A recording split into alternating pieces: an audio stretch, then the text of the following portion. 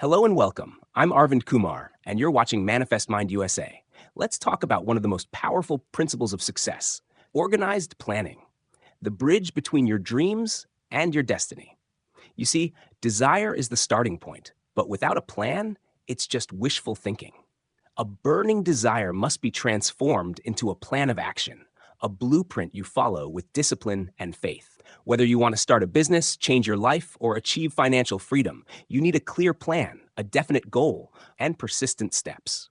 And here's the secret: even the best plans may fail at first. But that's okay. You have the power to revise, adjust, and keep moving.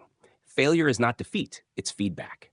So remember this open quote: a dream backed by action becomes a goal. A goal broken down into steps becomes a plan.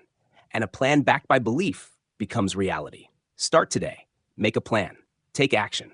And don't stop, because your desire deserves to become real. If you found this message helpful, don't forget to like, share, and subscribe to Manifest Mind USA. Until next time, keep manifesting with purpose.